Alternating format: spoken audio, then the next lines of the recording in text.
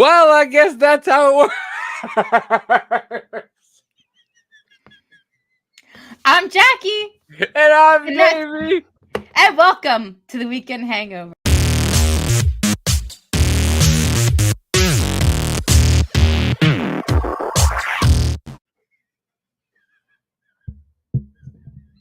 Dude. I just drooled.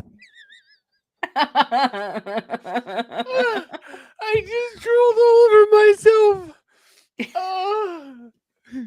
Will we ever get it right? No. But I thank God we won't. I really do. I love it every week. I don't care. I love it. It's just... And like we're super prepared. We go through like what we're gonna do, what we're gonna say, and then the red button goes on, and we're both like,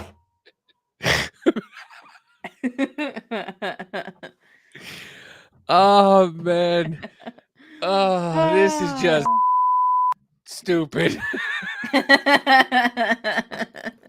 By the way, nice melons. By the way, I finally got the soundboard to work, and I am in heaven.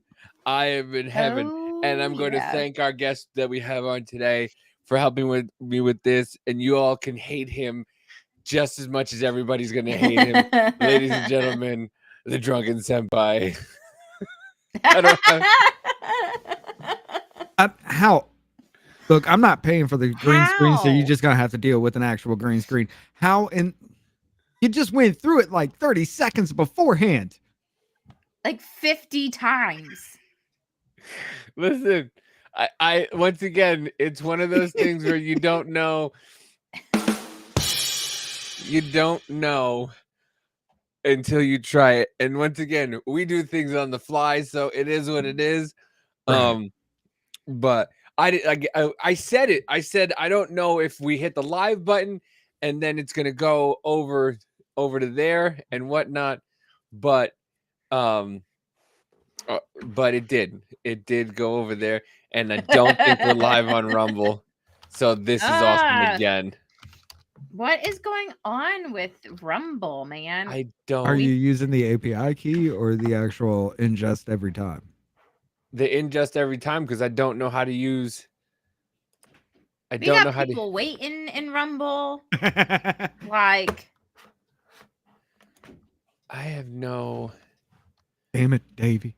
I don't know. I'm still trying to learn. Hold on, someone's trying to get into this room real quick, and like I don't know if they think that. I'll be right back. Oh yeah, it's just a cluster. I don't understand how it's not working. I don't understand how it's still it's saying upcoming right now. I don't know why it's not working. I put to go live here. Can you edit the ingest on the fly right now, like while we're live? I don't know. Clicking on the Rumble one that looks down or something. I don't know with this one. I've never been in this one. I know it's strange and weird because I can go now. It says custom Rumble. Okay. And I went to the destination, stream forwarding, Rumble. Don't give off the address or anything. No, but it's going copy and paste these settings into your stream software. It says ingest server, stream, save details. And now Rumble could take a minute. Like for me, it's been taking about 1.5 minutes, 2 minutes, or I actually will connect, and that's using OBS though. When we use StreamYard for off-label, it's literally just like a 35 second before it'll connect. Yeah, but I don't know why. And I put it up there, and it's got the stream key. I've got the stream key and everything, but it just doesn't fucking work. Sign in. Could this one not work with Rumble at all? I don't know. But anyway, you can just move it over to Rumble afterwards. Yeah, I know, but we have a lot of people who like to watch this live on Rumble. And so it's just like Well, how about we cut this whole thing right now, and we'll set it up again. I was just talking to y'all for like 5 minutes, thinking that I was still on here. This is tonight, guys. This is tonight. This is how it's gonna be. No, listen. This has been since we started on this freaking thing, Rumble.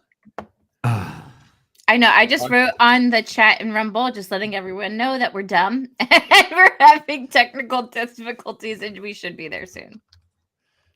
Paste there. Should be on shortly. Your stream key, copy, stream key, paste, add, And give it a minute. save details. Setting is saved.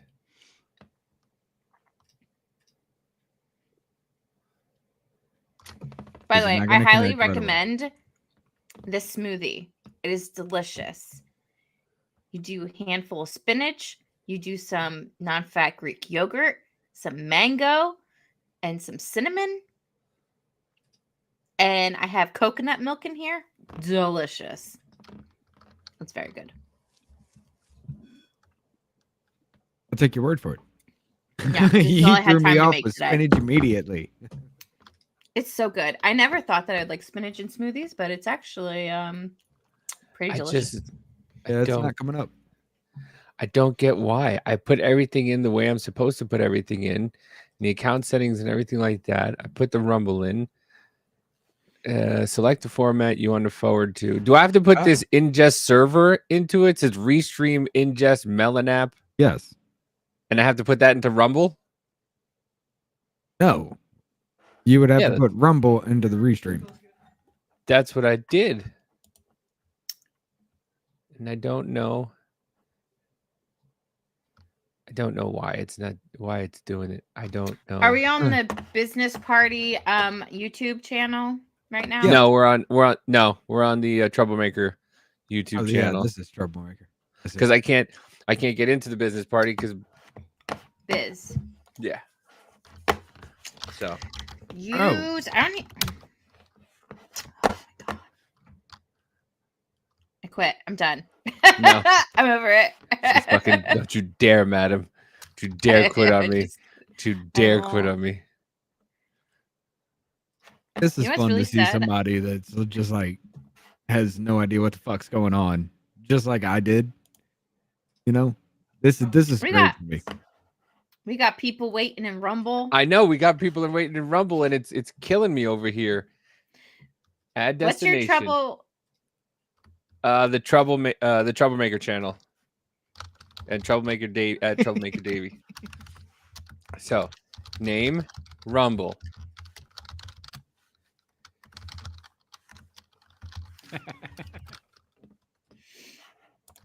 Here we go. I'm gonna put the link into the Rumble right now. I don't know why it's saying it's offline.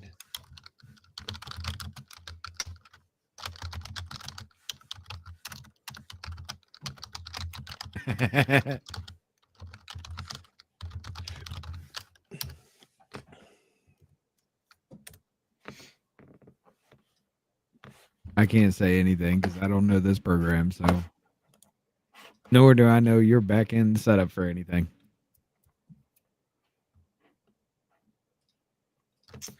It is very odd. That is for sure. So, Anyway. yes. So, Rich, What's up? why don't you tell us about some things that you have been observing this week? What do you mean? I've been observing a lot. I don't know. Pick your favorite. How is that? Well, if you want to go the favorite, that'd have to be the shit between well, we're just whatever. That'd have to be the Social Security website thing. You guys hear about that? No. Oh, you're gonna have fun. I hear that coming from David. Yeah, that was okay. All right, we're on. I'm angry about this fucking. And I thought I had it.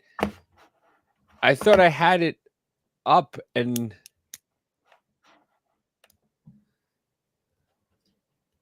RJ, you got that? Huh? Yeah, pop that up on the screen there. Oh, here you go. Yeah, this thing. Have you seen this Sorry. lately? So the Social Security Administration weekly data for. Oh yeah. So I heard Tim Pool talk about this a few times. So now basically, just hear me out. Like, tell me if this is right. So what this program does is it calculates the new people who are registered to vote, and then it goes through and checks like the data and sees whether or not they're real voters or like if there's dead people registering to vote.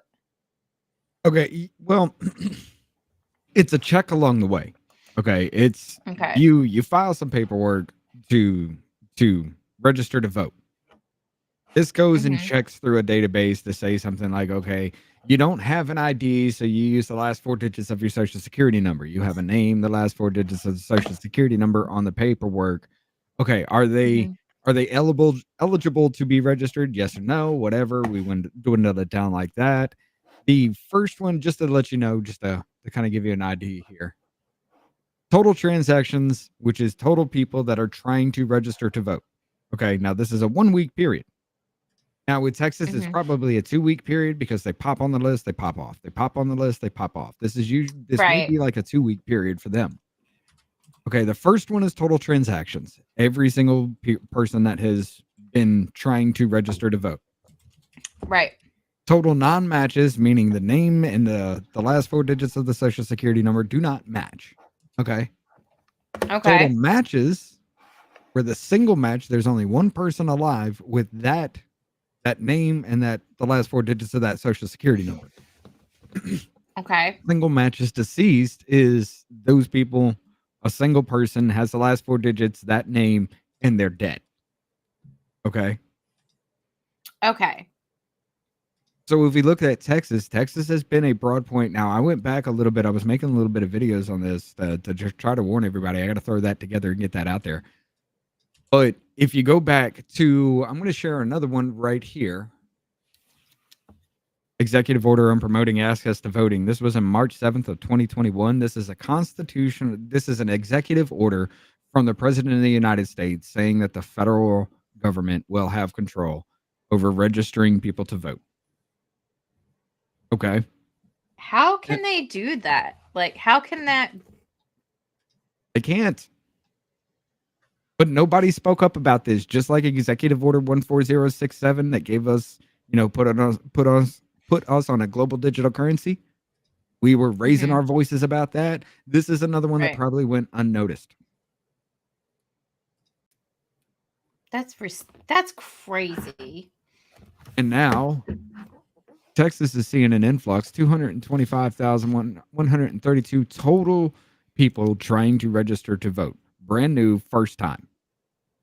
225,132 in about a 2-week period because it pops on and off the list.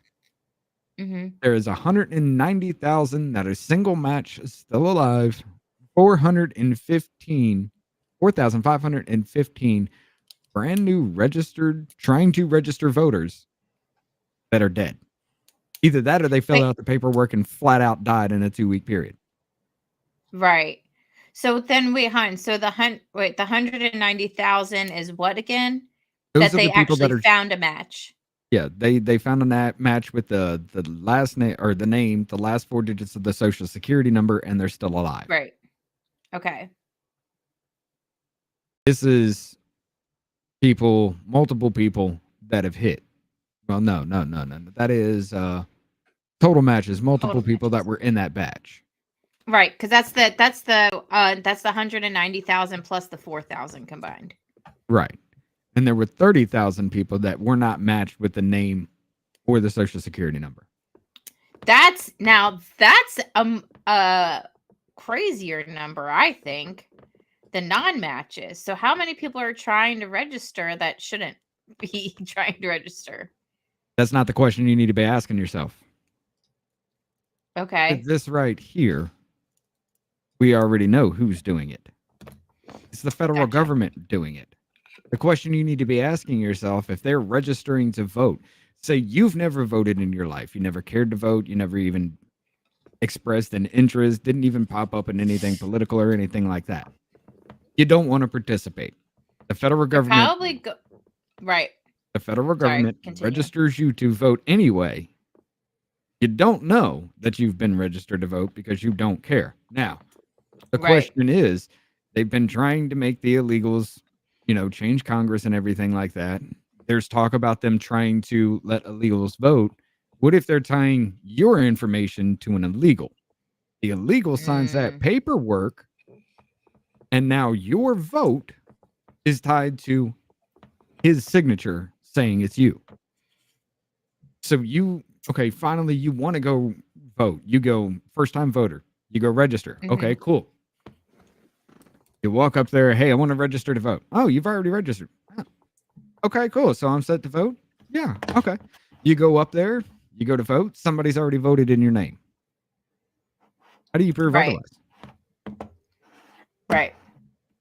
Or if you do go vote before them, it'll come up that saying that this person, somebody's voted in, the illegal, you voted in your name, and the illegal has actual access over that. Now your ballot will be turned away because his official signature, saying his signature is your name, is the actual official signature during signature verification. So your signature for your name will not match up with the official signature. Your vote gets thrown out because they have access to your vote. That's what's worrying me about this whole thing. And I started tracking. Are you tracking to see the states that are actually happening? You said Texas. I saw Pennsylvania looked like a big one. Is it like a lot of the swing states too? Because if you think of Texas is a big electoral college count. Oh yeah, that's 40. Right. It's almost like the equivalent to the Democrats' California. Because that's 50. Yeah, California has 55. Texas has 40. It is the largest safe Republican state that they have. Right. So if they can get rid of that, plus some of the swing states with some of that stuff, absolutely. Are you kidding? Well, okay. I don't Here's the thing. put it past anybody. I'm I don't know why, oddly calm about the whole thing. You shouldn't be oddly calm about the whole thing, and I'll tell you why here in a second. That came out in March 7th of 2021, right? That executive order. The next week, March 13th of 2021. What do you see from Kansas?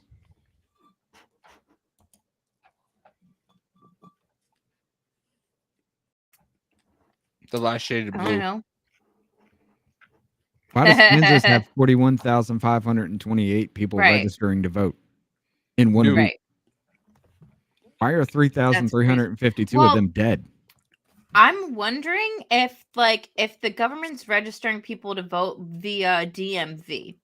So what they're doing is they're going state by state, and because it feels like there's there's a few states where it's a lot, and it might be a whole automated thing where they're automatically registering people on the DMV database, and then that's why they're getting so many people that are dead too. That could be a thing. That could actually be a thing, and it's not purging the rolls at all because these are brand new first time voters that are trying to register to vote. Right. Now, here's the thing. Let me go ahead and bring this one up. I already got this one set. It could be all 16-year-olds. Because them Dems want them 16-year-olds to vote too. It could be. You're not wrong. Let's put it this way. Okay. As it stands right now, let's say everything's hyperpolarized, that only goes one way in these states. Okay, just to clarify all of that, it's only one way. Every delegate goes one way. Okay. Okay. You flip Texas because the illegals now have the right to vote. Well, Texas does have a bigger say because of the representatives that it would bring up, because illegals are now counted on the census. So therefore, they stand to benefit in Congress the most, right? Well, what if you Mhm.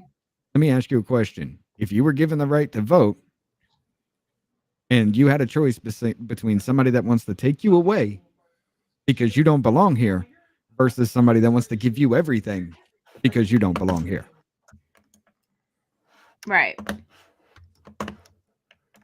So now Texas has a lot of illegal immigrants that are voting. This is just a whole hypothesis here, whole just literal tinfoil hat conspiracy. That turned Texas blue.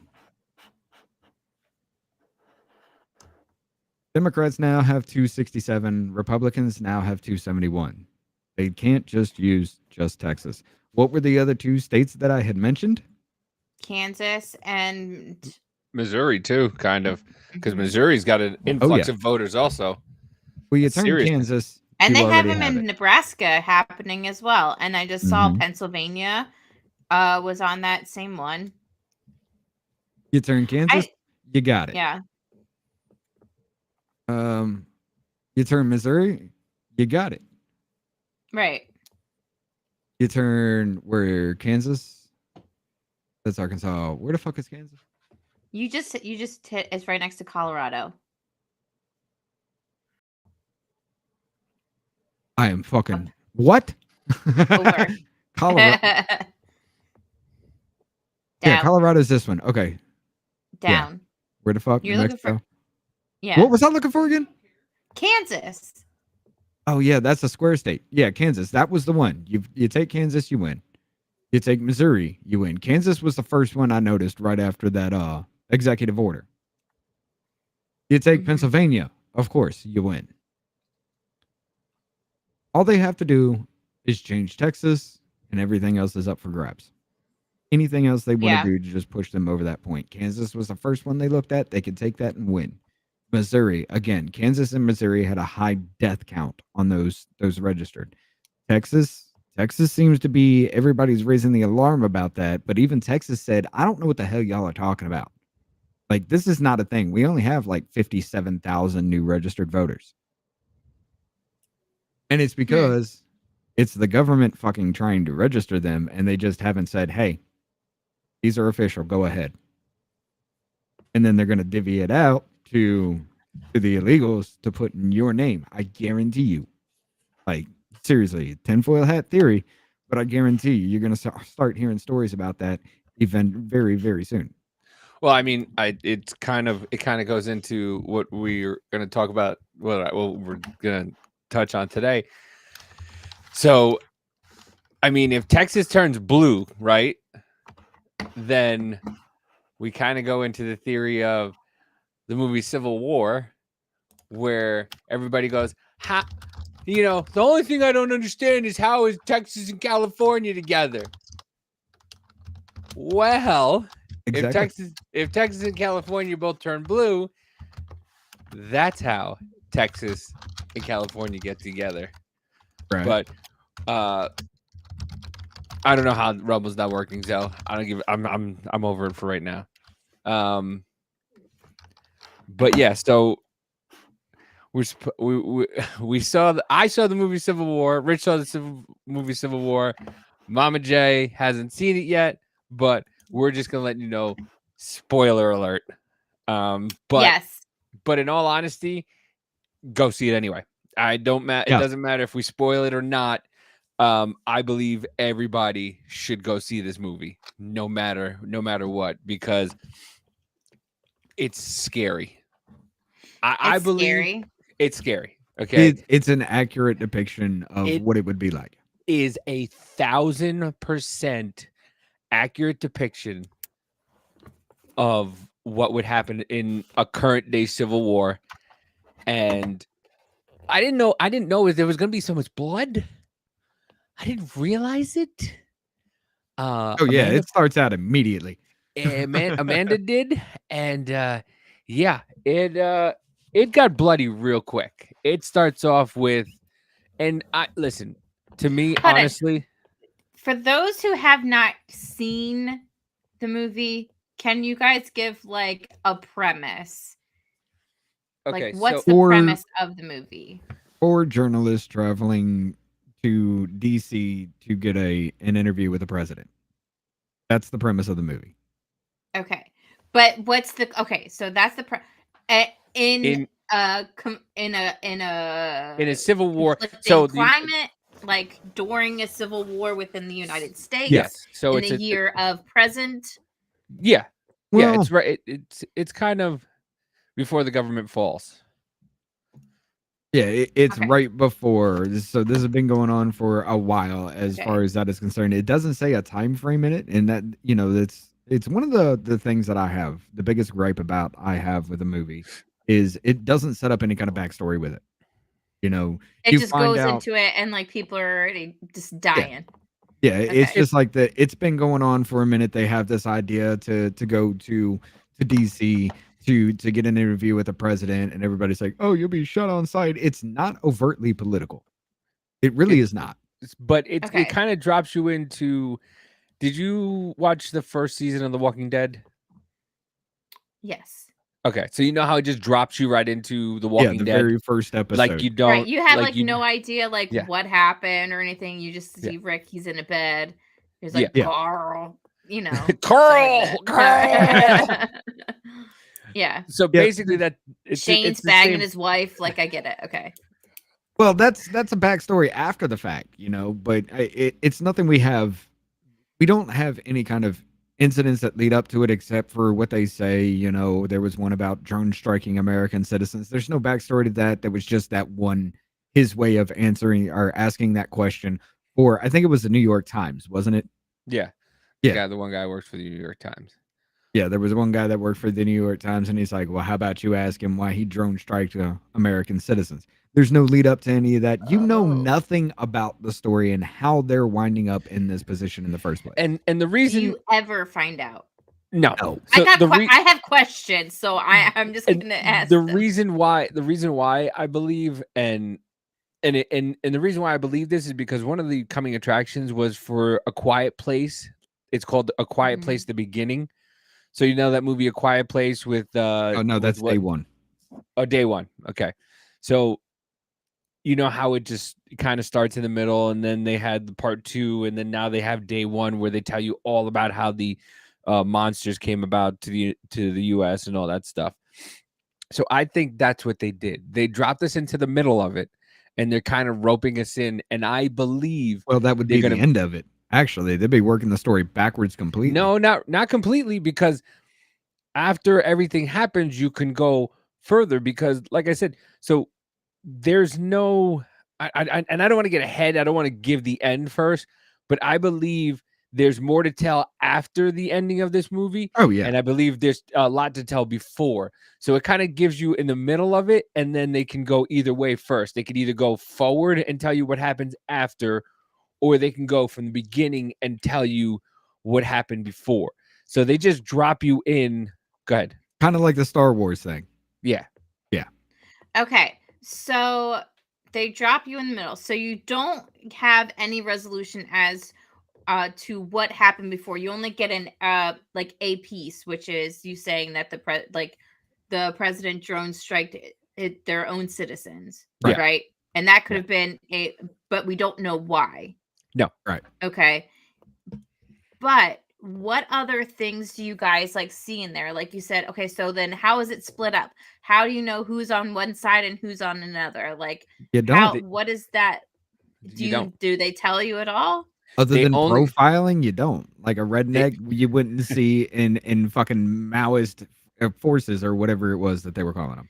Yeah, they don't. So okay, so then what are what are the opposing sides? Like, what are the two? What are the sides? So let me.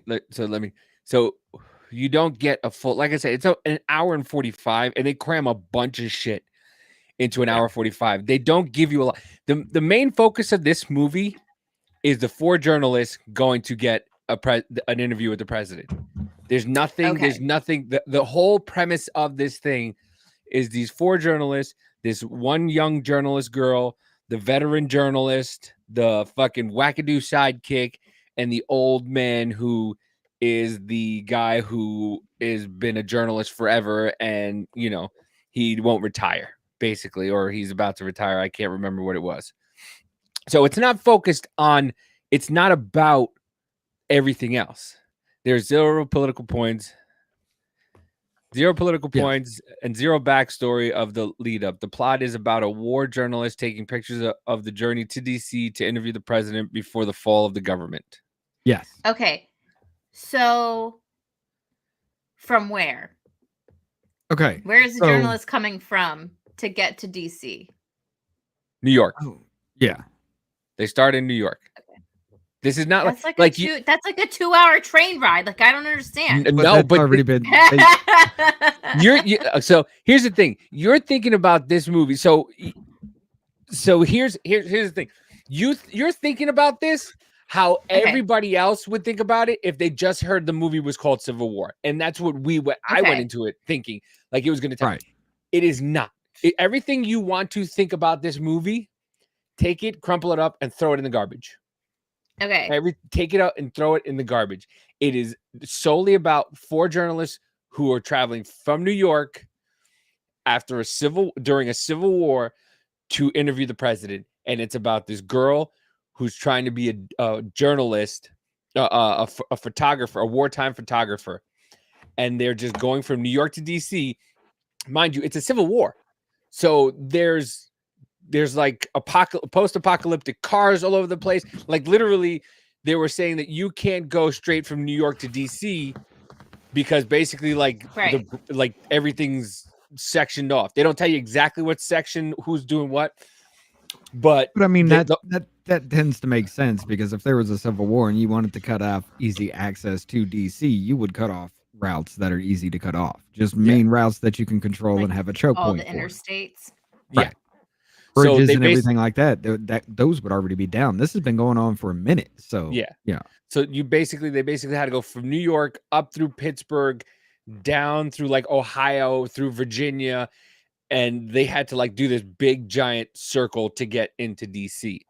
So you're basically watching them as it's going on, and they're traveling, and you wouldn't think.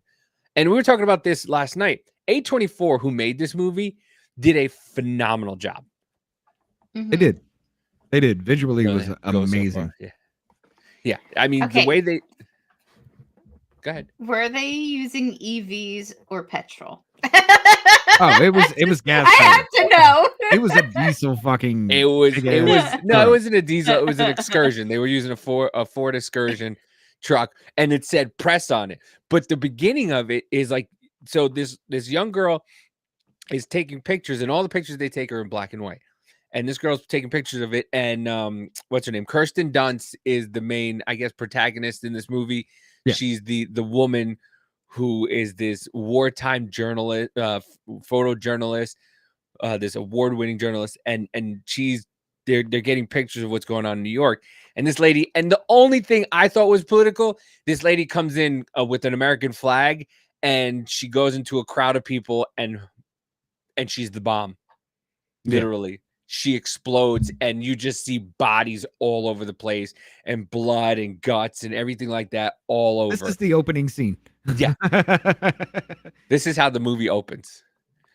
And so they're going through, and they're making their way through to DC, and they have to take this road trip, and you see like they stop in one place, and there's bullets flying all over the place, and you just and they go to this place where they see the bullets flying all over the place, and they're in the middle of a firefight between guys who look like me and Rich and guys dressed up like military garb. And you're in this firefight with them, and you could feel it. And you're like, holy shit, we're watching this. And I'm watching this like, holy shit, I feel like I'm really like, I'm there, and they're just showing you like the real time of like bullets flying, and some guys are moving up, some guys are going back, and then it's insane, and you feel it. And then the one guy, he goes up into a room, and the guy's like the one guy dies, and the other guy's like crying because he got hit, and they just go boom, take him out, done. and then they move on, and they start burning the place, and then 3 guys they captured, and all of a sudden they start they fire what was it, like a turret. Yeah, it was one of those turret-mounted machine guns on the back of a Yeah. truck kind of thing. And they just unload a turret on 3, I guess, guys in military uniforms, and the guys are just they smiling. executed He's them. just like this, just smiling, and like that's kind of like how it would be, you know. And they go to this one gas station, and they go, okay, how much would it be? They're talking about getting gas, and she's like, I'll give you 300 for a half a tank and 2 canisters full. And the guy goes, 300 will get you a ham sandwich. Yeah. And she's like, Canadian. And he's like, okay. So I'm guessing they're saying that American money is going to be nothing, and Canadian, and I guess, and Canadian Anybody money else is going to be worth something. Yeah. yeah. And Fucking then they go to colonies this. of the British. I know it's weird. It's weird how the money situation worked out. But like, and then they go. It would have been funnier if they're like, "Yeah, I'll give you 300 yen," and be like, "Oh, So you can that have would be the more entire story. I'll accurate. turn I over mean, the shit." deed.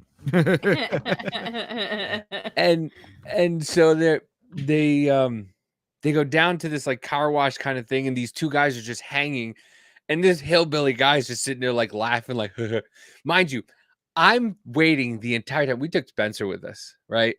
Oh my He's god! 11.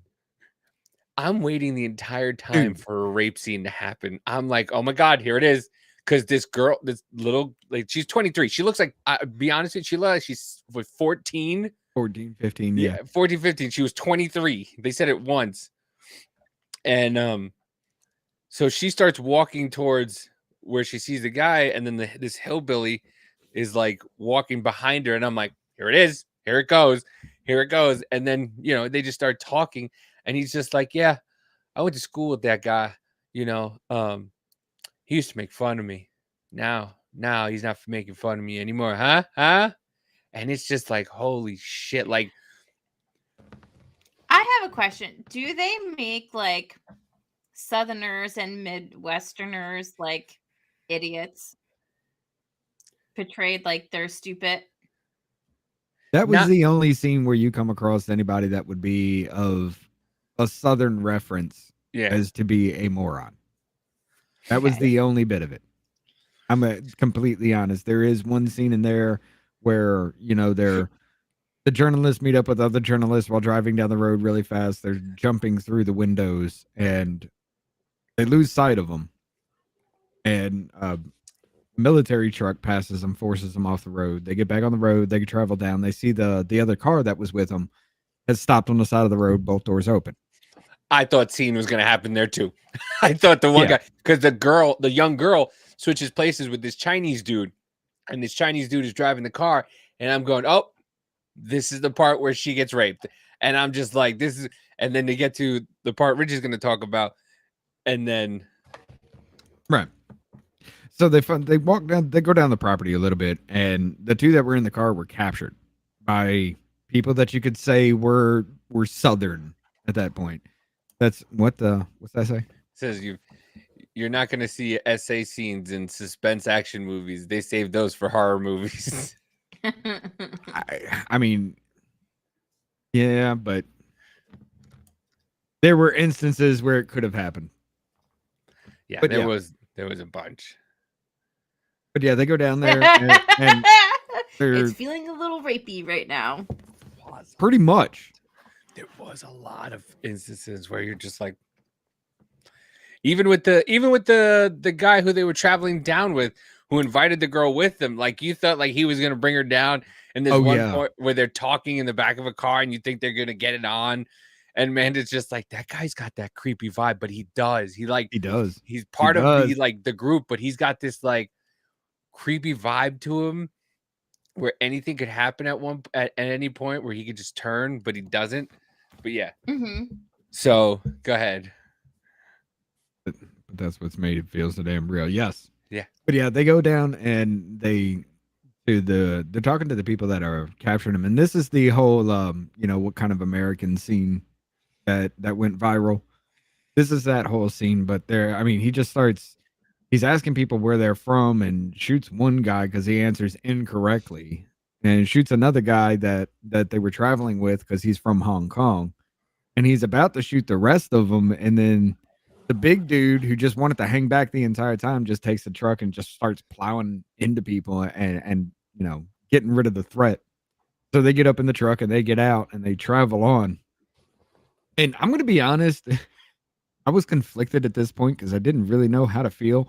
On one hand, all right, the big dude, the dude from New York Times, he gets shot, right? As they're trying to get away. They're driving through a burning field, so they can't really stop and help him out. So he bleeds out before they can get to a safe spot. Yeah, that just rang out loud. I'm gonna mute myself. He bleeds out before they can get to a safe spot, and they wind up at the Western Forces, which is California and Texas. They wind up at the base of the Western Forces that are staged right outside of DC. And the journalist dude dies. Now I was conflicted because I was like, damn. I mean, he made the most sense. He was the most kind of level-headed, down-to-earth dude, and he just died in this group. But on the other hand, fuck it, he worked for the New York Times. So fuck him. I mean, he was part of the problem the whole damn thing leading up to that too, because he's been there for a good little bit. He was the one writing these stories that just turned everybody against each other. So, I mean, it was your fault, man. Yeah. And they also come to this little town where they pull in and it looks like nothing ever happened. You have you have all these houses. Oh, okay, cool. Thanks, babe. That's what made it so damn real. And then, by the way, I ordered pizza. Okay. Yeah, they pull into this one town and it's like nothing. And it kind of looked like a town from Yellowstone, the show. Right. And they go into this thing and, Kirsten Dunst is trying on a dress because she's hasn't worn a dress in years. And, by the way, she's looking fucking, the older she gets, the more Eastern European she looks. She looks like an old Polish woman now. Can we talk about how she hasn't aged well at all? No. I mean, her head on top, it just got like, okay, she gained weight, she had children and everything, but her head just like grew on top, but her cheeks are sunk in now. It's weird looking. Yeah, she looks Eastern European. She looks like an old Polish woman named Olga. It's weird. Yeah, I can see that now. But they pull it. But listen, she's still all right for her age, But they pull into this town and it's just like nothing ever happened. Everybody's just going along like nothing, and then they come out, and then you realize why the town is the way it is because they got people on the roofs making sure nobody comes into town that they don't want. They've got rooftop Koreans. Yes. Yep. Well, rooftop Americans. By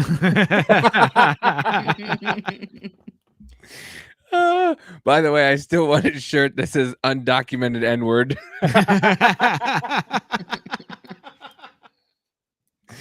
That was great. I forget what we were talking about, but all of a sudden we were talking about undocumented and somebody saying the N-word, and it was just like, I want a shirt that says undocumented N-word. Out of context, but it is what it is. So yeah, so they're just going along, and then that fucking final scene, Spencer was on, like, he was kind of like paying attention, but not kind of paying attention the whole movie. And then it got to like the final like 15 minutes. And the kid was sitting at the end of his seat, just watching, staring at the screen, because there's this intense firefight. Because the Western forces are trying to get into DC, and they're fighting them. It's like military versus military, and the press people, the journalists are with them. So it's like military, like 4 or 5 military people, and in between those 4 or 5 military is the photojournalist. So it's fucking like, and it's intense. I'm talking about low flying helicopters and gun after gun just going off, all this firefight around them, and they're in the middle just taking pictures, just coming out, taking pictures. It's fucking insane, and you're waiting for somebody to go down. You're just waiting for somebody to catch a bullet, and just it's intense, and it was so good. And Yeah. then because they're trying to get the president, they're trying to take out the president. And the guy is still trying to interview the president while they're like, he's like, I just want to talk to the president. And they're like, yeah, who cares? I don't care. Just whoever gets him first gets him first. Frontline first people inside type of situation. Yeah. Yeah. And they're trying to get in, and it's like a video game. Like, I don't know. What's the name? There's a The Division. There's a game called The Division. If you've ever played it, that's exactly what it kind of feels like. And they're just military versus military, taking everybody out. They're taking, and finally you see them get the president in the car, and the car's the motorcade starts to take off, and the motorcade comes through, and then the first car just rams in, the second car rams, and they get stuck, and then the presidential car gets stuck, and they got him in, and they're all like, yeah, we got him. And it wasn't him, and he wasn't in there. So they go into the White House, and the journalists go in first, and they finally go in there, and then I guess his press secretary comes out, and she's like, yeah, we want to negotiate, and this is what the president wants, and they're taking pictures while this is going. Just the one girl is taking pictures, because Kirsten Dunst just went crazy. Like, she just started crying. They're in the middle of a firefight, and she's just sobbing like a fucking little girl who just got her lollipop taken away. She's like, meanwhile, she's been through this multiple fucking times and shit. Yeah. And I never felt bad for photojournalists before. This movie made me feel real bad, because these people are taking pictures of all these. Oh, there's a scene where you see a guy. She's going through a memory of what the things she's seen, and there was a dude that in the movie they put a tire around him, doused in gasoline, and lit him on fire, and the scene was about a fucking minute long. You literally watched him burn in slow motion. Yeah.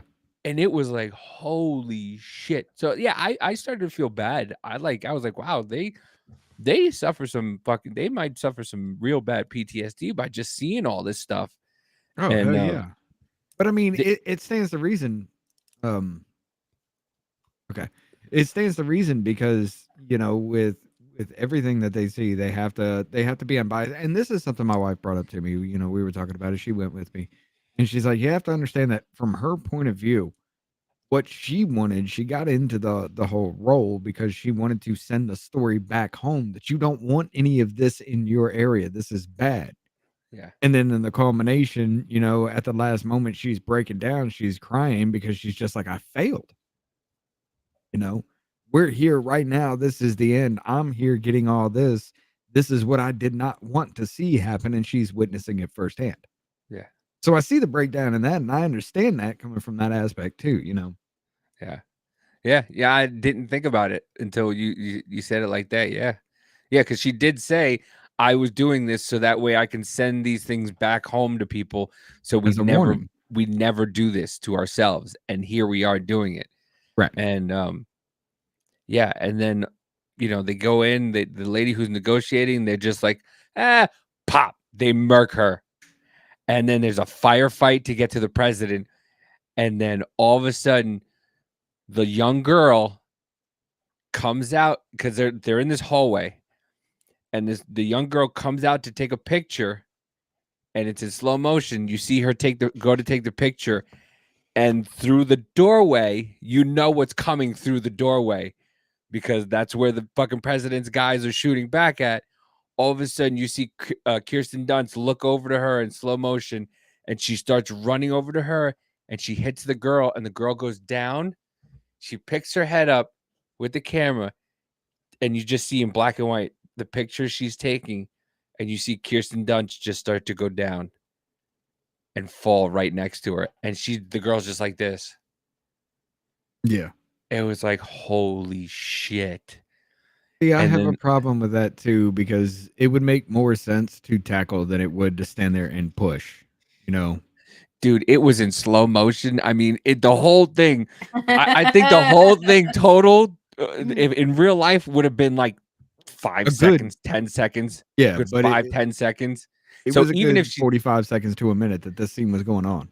even if she did tackle her, I think Kirsten Dunst would have gotten shot no matter what, because it was just an intense close quarter firing that she would have got shot no matter what. Maybe, but her chances would have increased a lot fucking more. Listen, once again, he's a It's photojournalist. a movie. And it's a movie, yeah. But like, I mean, you even just from a biological standpoint, in that, you're just running towards somebody because you want to take them down. It's just like keep moving forward. Where she had pushed, she had to actually stop her motion to push and stand. So from a yeah. biological, I mean, you just run up and just tackle. That's the point. You have more momentum working with you to tackle than you do to push. But in the same aspect, if But you're nobody getting said they were smart. yeah, well, in the same aspect, if she's going to tackle her also, and she does get shot at the same time, because it's kind of you're doing a little bit of a, it's not like a 360 view. You just see Kirsten Dunst hit her, and then she falls down, and it's all in slow motion. Then she gets up and she takes the picture. So you don't know if Kirsten Dunst went to hit her, and then as she hit her, she got shot, because you can't really. It's not like she starts like going like this or anything. She's still like this kind of, and then she gets shot, and then she goes down. So it could have. It depends on what. I'm just saying, I'd dove before I'd try to Yeah. push somebody out the way. I'm just that But just then makes you wouldn't sense. have a good ending like that. That dramatic ending. Yeah. And then And is then that how it ends? And then like it's done? no, No. and then they go into the room, and the president's there, and they're all about to fucking murk him, and the guy who wanted the interview just goes, "Wait, I need a quote." And the president goes, "What did he say? Don't let them kill me. Don't let them kill me." And he goes, "That's a good quote." And he turns around, and then they just fucking bam, dead president. And then it ends with, you see the film like coming to or whatever, it developing, and it's all the soldiers around, the like 4 or 5 soldiers that were there with the dead president on the ground, just looking at him, like laughing, like and that's how like it ends. And I'm like, holy shit. But that's what I mean, like there's a way for them to do a before and after of it, because Right. it'll Right. tell you how it after the president's dead, what they do, because there's still, I don't know, that's the thing, we don't know how many factions there are. They only mentioned the California There are Texas thing 5. in the beginning. There are There are 5? 5. Okay. But they only mentioned the California Texas thing real quick in the beginning, and then they don't really mention it much after that. But I don't They understand mentioned the how 5 factions one time, and that's it. It's probably the beginning of the Divergent series you with know the what factions you and all that other might be shit. And, right. yeah, That Virgin series was real good though. I like those movies. Those movies are really good. The books are so much better. You sound like Amanda. You sound like Amanda. I asked her if she watched something the other day, and she goes, "The book was so much better." I'm like, "Yeah, I don't But read." it's true. The books are so I much don't better. read. Like when I watch, and I, Well, put I it don't want this to way, get into Davey. The it. Never books mind. are so much better because you do know in the scene there was a child Yeah. rape scene, right? Yeah. Okay. No, I mean, Yes. it's not better in that way, but there is so much more Yeah. detail in the books that are not shown in the movies. I understand why they did not put that in the movie, but yeah. Oh, I'm sorry. It was a child orgy, not child rape, but yeah. Yeah. Well, I mean, Roman Polanski didn't write the movie, so it wouldn't be in it. Or Guillermo del Toro or whatever the fuck his name is. Moro.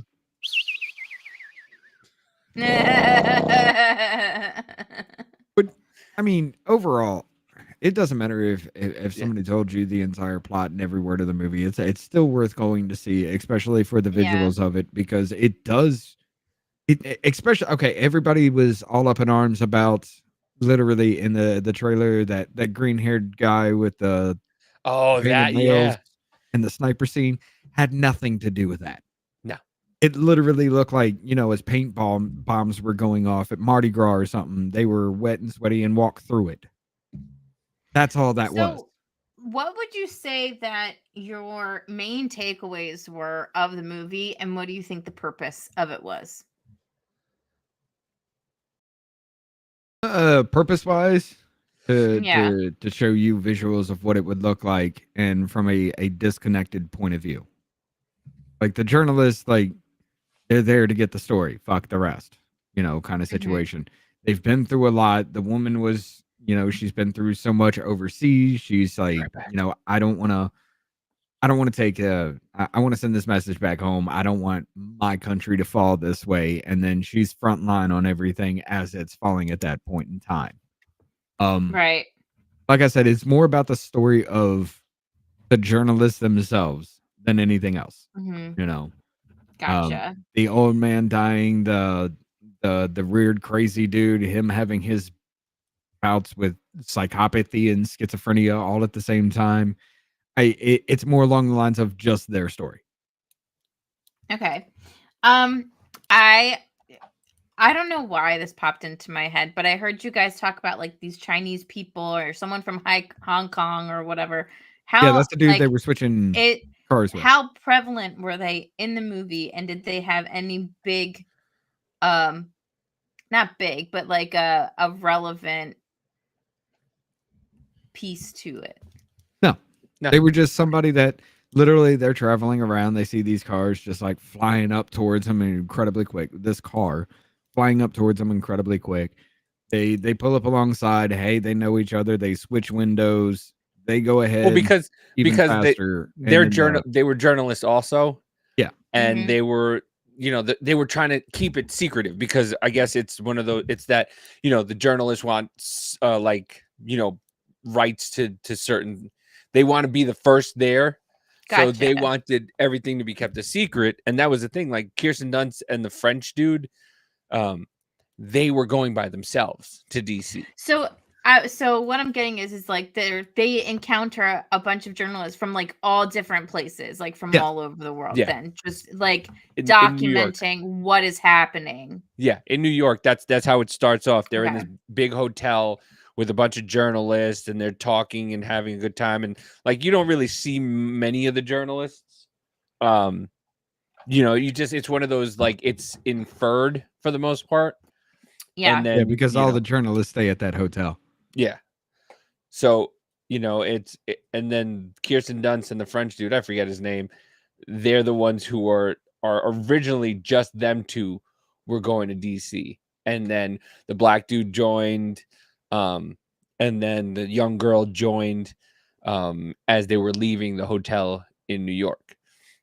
So, like I said, it's the way everybody thought this movie was going to be, and all those scenes that they put out there that, everybody was kind of getting up in arms about. It meant nothing. It meant there was nothing. Like I said, this movie was opposite of anything. Like everybody made this big deal about like the Jesse Plemons scene about him being racist. And it wasn't him. Kirsten's husband? Is that her husband? Mm-hmm. That's who she's married to, Jesse Plemons? Mm-hmm. Oh, God. Yeah. I think they met on Fargo. That must have been. Listen, if I could point a gun at my wife just for fun, it'd be great. Yeah, they've been married for a while. They've got a few kids. But yeah, the whole racist Jesse, like, it's so funny because we, live in Missouri, and the young girl, like they were talking about like where they were from, and they kind of got the inkling that if you were from like the majors, like he was, I guess you can say he was a Trump guy. Let's put it that way. He was from the middle of America and didn't want any like Democratic people around him. That's why he murked the two Chinese guys, the one who I guess he thought was Chinese or from out of the country, and the guy from Hong Kong. And I guess if you said you were from New York, that's right, the first guy said he was from New York. Yeah. And then he was killed, and then the guy said he was from Hong Kong. So like the young girl said she was from New York, but her family lived in Missouri. they had a farm in Missouri. She's like, I'm from Missouri. And the French guy was like, I'm from Florida. And then Kirsten Dunst is like, I'm from Colorado. And then the Chinese guy still like shaking, and he's like, he looked like he was like frozen in time. And he's like, "Where you from? Huh? Where you from? Let me know where you from." And he said Hong Kong. He was like, "Bow." It was gone. Yeah. But yeah, it was so funny when the girl said Missouri, the whole fucking theater started laughing. That's funny. But yeah, like it was good. I thought, like I said, it really gets you immersed in there, and you're like, holy shit, this is what it would look like if we had a civil war. And that's crazy. I really want to see it. I really, really do. I mean, I think it's crazy. Like that movie comes out, and then we're on the precipice of World War III now. So Yeah. I was telling that shit just popped off like. And what's really weird is that like I love how and I all of a sudden Joe Biden came in the White House and he's telling everybody, "Oh, the adults are back in charge." And I'm like, what are the adults? DVs? Domestic violence people? Because like all of a sudden now everybody's at their throats even more. Like Look, I mean, they just gaslight the fuck out of everybody every day, and it's like, and he calls Israel, talks to Sisi, the president from Mexico, and tells him like one letter ahead, dude. BB. And he's like, yeah, don't retaliate. And you're like, and don't. Not for nothing. If I lead a country and another man's telling me to do something, I'm going to tell you, go fuck yourself. Like somebody just came in and drone stroked the shit out of me with 500. By the way, let's not forget where Iran got most of these things from. Us. Yeah. Let's not forget that. Like we really want to be pop culture and everything like that and talk about it. But this is like, this just hit yesterday. This is bad. Yeah. This is really bad. Like, so I just want to, this is my understanding, and you guys can correct me if I'm wrong. My understanding is like Israel hit Iran first, and then like earlier this week. And then there was all this talk like, hey, don't worry, like Iran's going to retaliate, right? Iran's going to retaliate. And everyone's like, Iran shouldn't retaliate. That's wrong. And then they did yesterday with like a crap ton of missiles and shit. I saw all those videos and they're like, it's overwhelming the Iron Dome. Yeah, the drones. Drones. Okay.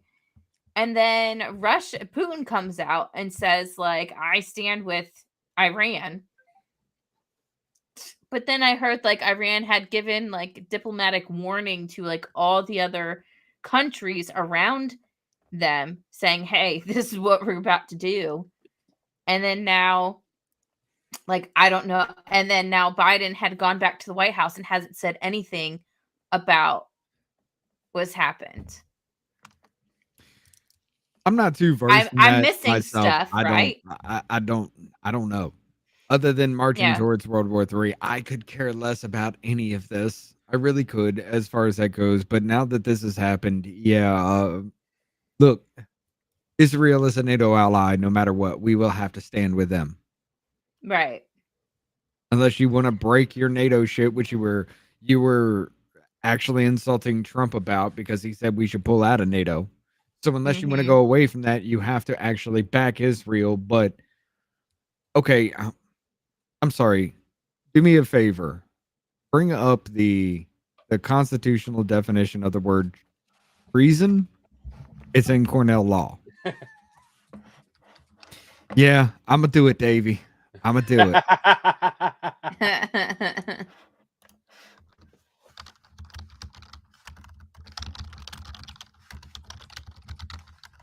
Typey.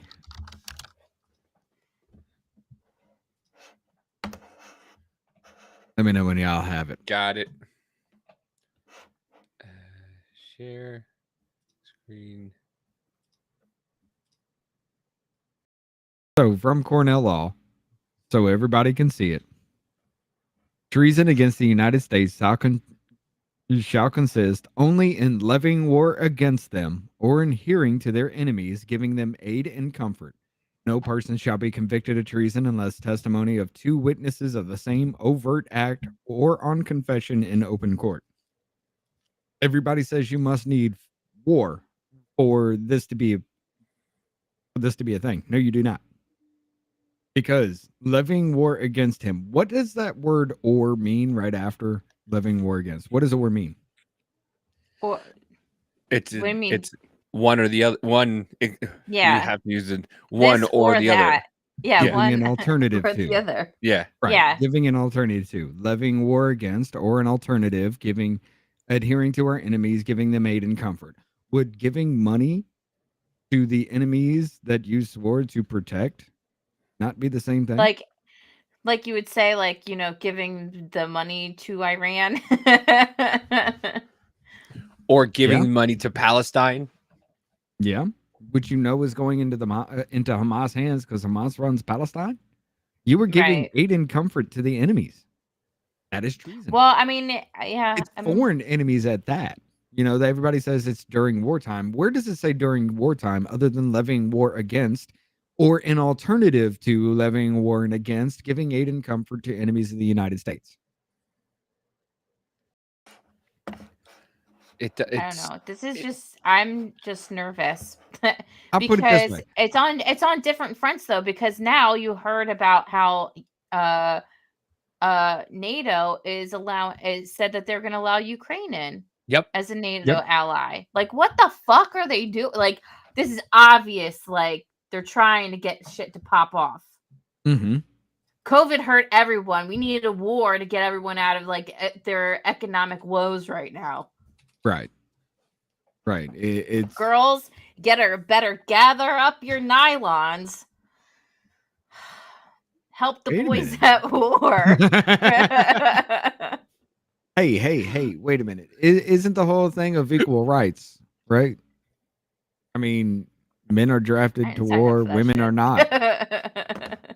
So I wanted, because I heard about how NATO started, but I wanted everybody else to see. The history of the North Atlantic trade begins in the immediate aftermath of World War II, when British diplomacy set the stage to contain the Soviet Union and to stop expansion of the Soviet power in Europe. The United Kingdom and France signed in 1947 the Treaty of Dumbarton, a protective act which expanded Dunkirk, in 1948 with the Treaty of Brussels to add 3 countries and commit them to collective defense against an armed attack for 50 years. The British worked Washington, blah, blah, blah. The structure of NATO Cold War era shit. Yeah. So but the expansion is the actual problem. Yes. So the whole reason basically for it was to keep the Soviet Union apart. Yes. Right. To and the USSR is no longer and hasn't been. So why do we have NATO for a while? But if we allow Ukraine into NATO, isn't that going against the treaty? Because they were part of the USSR. Yeah. There's actually supposed to be neutral border between any NATO countries and Russia in every way, which is what Ukraine means, the borderland. You're going to put the borderland, and you're going to put every other country that is on Russia's border on the northeast side, or I'm sorry, northwest side, into an alliance against somebody that they lost a major world war against. Huh. So it's kind of fishy. And Russia's going to consider that a threat. Mm-hmm. And so now it's going to further us into it's going to further make us, it's going to put us deeper into this conflict, and we're going to have to do something about it because they're going to be our NATO allies, which I don't fucking understand, because Israel's our NATO ally, yet we're giving money to Gaza. Right. Like, it doesn't make any fucking sense. They do all this back talk. They do this all like, this is what we're... First of all, once again, as I said before, stop giving fucking money to other countries. 100%. Well, we're America, world police. Hello. I But actually had a thought. When did the police ever give you money? Hold on. The world police. I don't know. I didn't say that it was legit. Like, they could be corrupt police. I mean, I would love a corrupt police officer that just hands me money out of his pocket. We need IA on this. Got room for you at the booty house. You haven't been to the booty house? Got room for you at the booty house. You haven't been to the booty house? I mean, I would love a corrupt officer to just be like, "Sir, you've had a bad day. Here's $20." Fuck yeah! I'll get pulled over every day. Well, no, I kind of feel like I was really thinking about it. I was like, I kind of feel like the United States as it is has been used as like World Bank, has been used as the world's bank. That's why we earn $34 trillion military for everything. Yeah. And I don't know, I guess like they want to get rid of us now or something. I don't know. No. Or they're like, oh, they just don't want us to have control. Or, I don't know. Yeah, no, other countries don't want us to have control of NATO. We have, I'm not going to say full control, but we have the majority share control of NATO. We have bully power over NATO. We have literally the world by the balls. Look, what's the best line for this would be that scene in The Dark Knight where, you know, he's talking to Harvey Dent and at that dinner, and Harvey Dent says, "You either die a hero or you live long enough to see yourself become the villain." We've become the villain. Yeah. Yeah.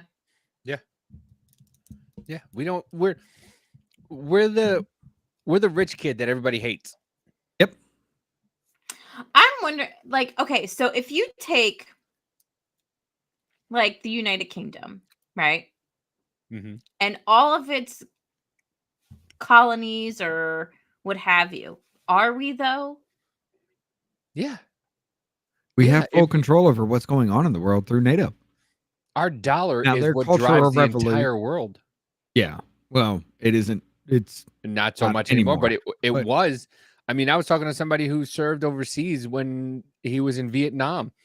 And just the other day, he mentioned this to me, that like, he was like, yeah, I went overseas and they sent me to Belgium. And, you know, it depended on what the dollar did, what I was able to afford. Like $20 one day can get you a whole bunch of groceries. And then the next day you get you like 4 groceries, you know, and it fluctuated like that. So like our money is everything. Mm-hmm. And it's because we're the be all end all right now. And we're losing that. We're losing that tremendously with our borders that are open, with our policies that we have, with the money that we're giving away. Like what I'm saying is it feels like it's being done on purpose though. Yeah, it is. But what is going to be the exchange?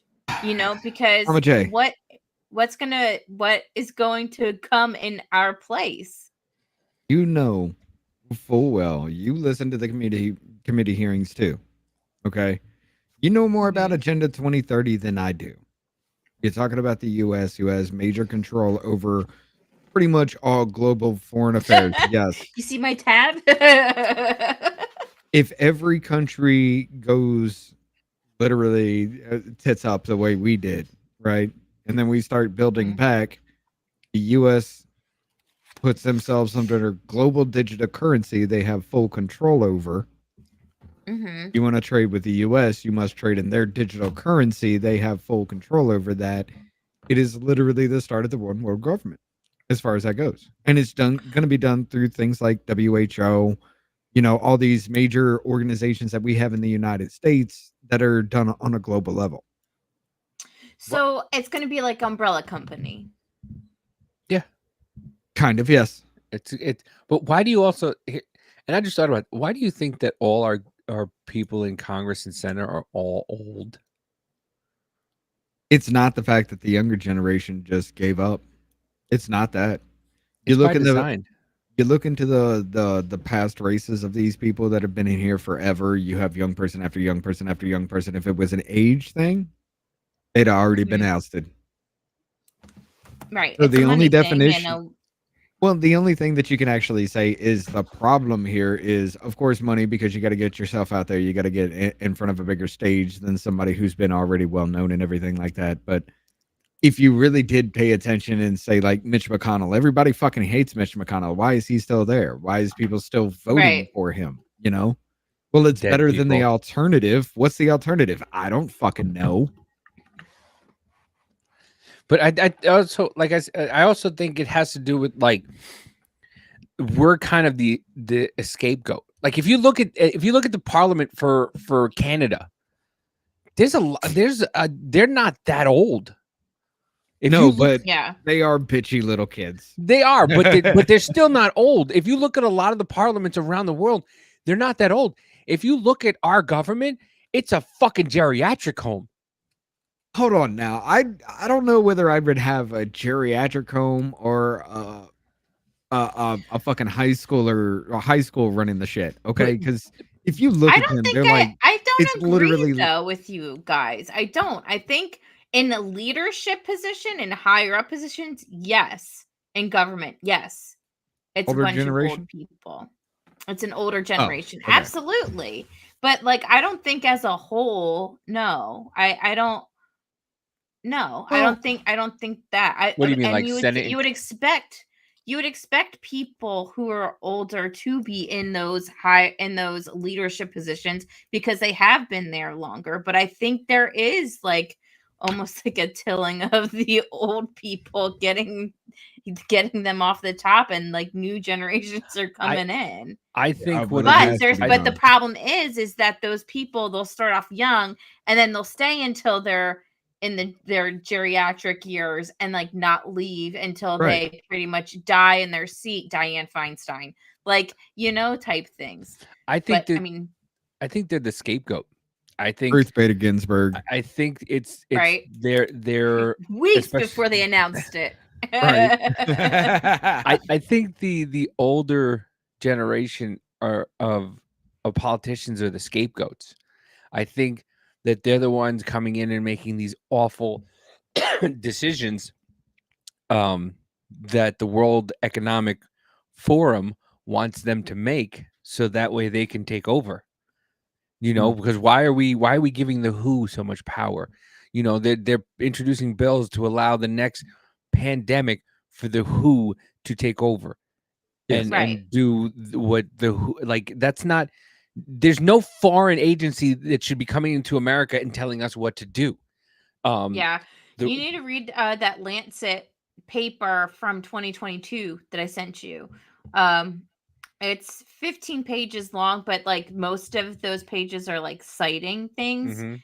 And it's the Lancet basically giving the WHO directions as to how they should conduct themselves the next time a pandemic happens. But what I thought was actually really funny about the whole thing is that nowhere in the Lancet paper did it give you what the origin of COVID was.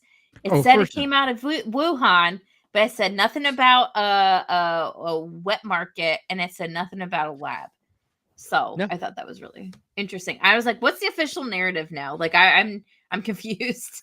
That's don't know what that's it it. is. That's the official narrative. Confusion, because Mhm. Yeah. nobody knows anything, and as long as they keep you confused and not knowing and very vague with their answers about it, and they give you the whole, well, I don't remember, I can't remember if we watched it on the show Wednesday or what, or it was Thursday, where what's her face, the lady that had Susan Wojcicki, that was the lady of YouTube.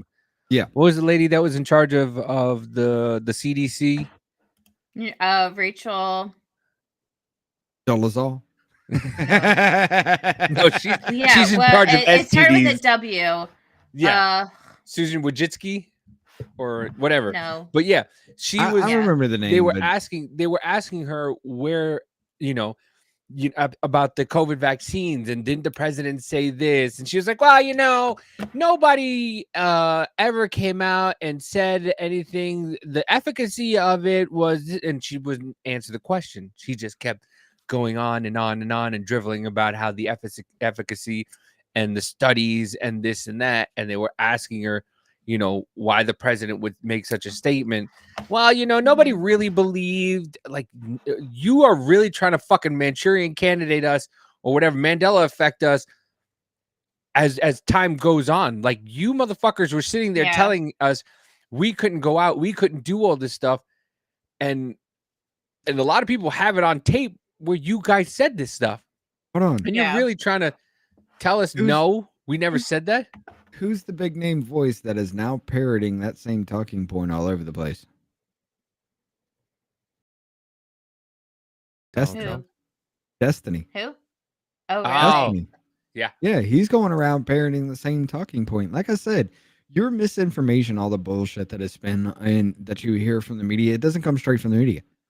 It comes from our government, and then months later, the media will pick up and run with it. And I guarantee you, what I was saying before, the next argument that you will hear about the border is exactly what I brought up. Well, if illegals are coming over here, wouldn't that mean that Texas gets the benefit of the biggest benefit of it since all those illegals are there? Yeah, sure. You flip Texas blue, and all you other need is Kansas, Missouri. You'd only need about 4 or 5 more electoral votes, and Biden wins. I got us off track, and I apologize. No, you're good. Okay, so I want to get us back on track because I think this is actually really important because I had asked the question and I'm kind of answering my own question. Right. But like who, no pun intended, would be in charge of like everything, like what's happening with the destruction of what's going on in the United States right now. And it came into my head that I remembered back in June of 2019, the UN, the United Nations, and the WEF formed a partnership to help accelerate Agenda 2030. Mm-hmm. And I'm just like, okay. And then I know that the WEF works very closely with the WHO as well. They all Not work to mention 98 98 Republicans actually voted yes to keep spying on citizens without warrants. Aren't they doing a revote on something like that on Monday? Yeah, because it was an even vote. Right. But yeah, 98 fucking Anna, Republicans voted Paulina, no. Luna or something did something to make them. I don't know. I just saw something on Twitter and I was like, I don't know if that's true, but I'll see on Monday, I guess. Here's the thing. It's just like that other vote that they did this with, where people switch their votes so it could become a tie and they'd have to do the re-vote. Same situation. People flip their votes to make it to where, hey, okay, this fails. We got another vote here we can do. We need to go ahead and start talking to people right now to get them on our side. Now, as far as this goes, this whole thing, I've listened to like House Committee rules. I've listened to the judiciary. I've listened to oversight. I've listened to a lot of. I've even gone through appropriations committee hearings with this.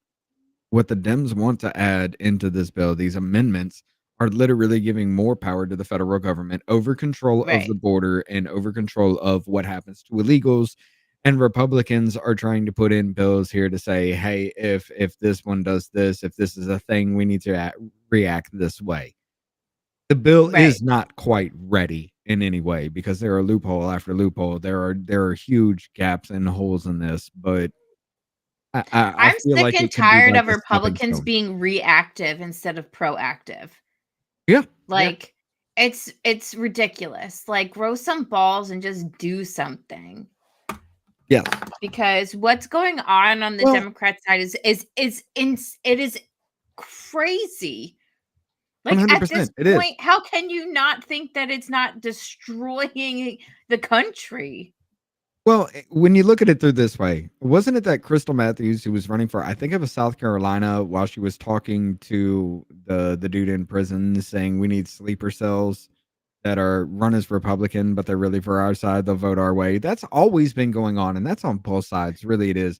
But it's more heavily on the Republican side than anything else. And it's because people, beforehand, whether your vote really did count or not beforehand, people just went in and voted D. They went in and voted R. You couldn't put a name to a face nor a policy kind of situation. Right. And that's how you keep people like Mitch McConnell in power. That's how you keep people like AOC there. That's how you keep these people. Like AOC's, her voter, or not her voter base, but her donor base is everybody outside of her district. Yeah. but her voter base keeps her in power. Yeah. So, I mean, y'all are pissed off about her. Why do you keep voting for her? Well, it's better than what else we got. What do you got? I don't know. It's best time you look into that shit, because why do you keep voting for the same shit that you're pissed about? Yeah. Crazy. All I wanted to do was talk about Gypsy Rose Blanchard, for crying out loud. So I know nothing about that. So let's get into it. So what? So now I know Gypsy Rose. She got married. We've talked about it before. She got married in jail, and everybody said it was to her brother. No. Who said remember? it was to her brother? You didn't see the whole fucking Charlie Day map of it was her brother? Yeah. No. So apparently her mother gave up a child before she was born. What? Let me look this Wait, up. what? Whoa. No way. There's no. I don't believe it. I think someone's pulling your leg. Wait, no, what? What's happening? Backstory here, because I know nothing about this shit. So Gypsy, the girl whose mom made her sick, Gypsy Rose, her mom made her sick. Yeah. It's the Munchausen by proxy case. Yeah, she got out of jail for killing her mother and then married a man. Yes, she married him while she was in prison. Oh, she married it. Okay. Yeah. I know who you're talking about. I just don't know the story. Okay, wait. Okay. So you're saying that, but I thought that they were oh, maybe it was a different. All right, I'm just gonna shut up because I'm gonna listen to what you got, because I'm thinking aloud, and that's not a good thing to do, because then you'll be like, her brain is really fucked up if that's your way of thinking. No, go for it. What? No. No, I need you to say it. Well, no, because I was just like, oh, well, wasn't she close to somebody else's mom, and that wasn't him? And I was just like, but I don't understand. Who is this guy then? All I know is that she said the D was fire. That's all I know. And apparently it's extinguished now. Yeah, I mean, it was quick from the D was fired to. So, Gypsy Rose Blanchard sleuths point out disturbing link between her new husband and the mom she plotted to murder. An image is circulated online that showed a side-by-side comparison of between the two. Holy fuck. An image is circulated online that showed a side-by-side comparison between the two. A strong reaction has come from social media users who pointed out the apparent link. Gypsy Rose's mom, Claudine Didi Petray, was found dead after being stabbed. Despite her jail spell, Gypsy Rose married Ryan Scott Anderson, a teacher from Louisiana, a small prison ceremony in 2022. Gypsy Rose was released. Internet sleuths claimed to point out a likeness and appearance of Didi and Ryan. This came in response to a series of split pictures that included an image of Didi smiling with her daughter and Ryan smiling with his wife many years later. Does anybody else think that her husband looks like her mom? One Facebook user put. I'm just saying the post divided some Facebook users who did not agree. Wow, shocking. One person put blah blah blah. Okay. Oh, wait, okay, so are they saying that he's adopted or whatever? No. Hold on. Go to that tweet and bring up that picture. Hold on. Which one? The one of them together? That first one that was right there of the side-by-side one that was in that tweet, that embedded tweet. Go to that tweet, bring it up. Because it won't let me bring up the tweet because it's just a picture from the Twitter account. But let me see if I can see the Twitter. I'm trying to make it bigger.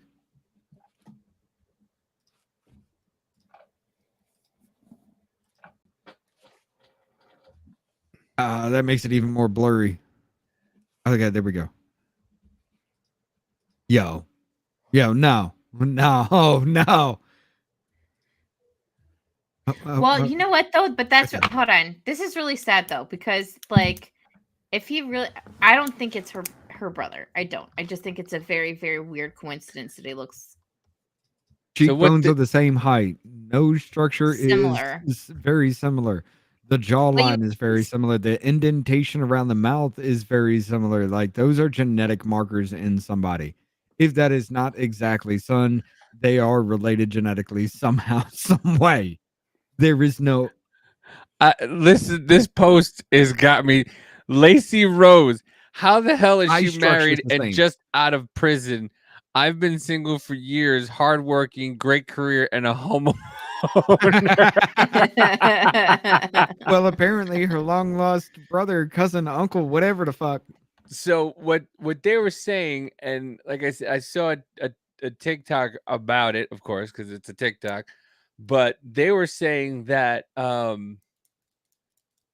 that Dee Dee apparently had a child before Gypsy Rose, and that she gave up the child, and that the guy who she had the baby with was named Anderson,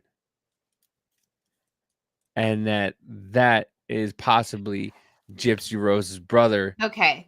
Is there proof? Like, because I take all of those things DNA with a test? huge Is that what you're ass asking fucking for? grain of salt. Are you asking for a DNA test? No. I'm asking, like, is there proof that she actually did have a kid? That she actually did have a kid before Gypsy, and is there proof that she dated a guy with his last name Anderson? Like, is there a picture or anything like that? That I don't know. I don't know what the fuck's happening here, so I can't answer that one. Yeah. Well, let me give. Well, as of right now, Gypsy Rose has filed a restraining order against her soon-to-be ex-husband. I think she's filing for divorce. There was reports saying that the reason why she left him is because he was giving her vibes like his mom, which I think is funny that you brought that up.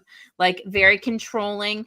She was living after she got out of prison, she was going to go live with her dad and her stepmom in one part of Louisiana, but that since she was married to Ryan, she ended up going to live with him, and he lived 2 hours away from her family. And so since she hadn't seen her family a lot, she wanted to spend a lot of time with them, but he was very this is what I've heard through the interwebs and from people who actually know the family and have talked to the family.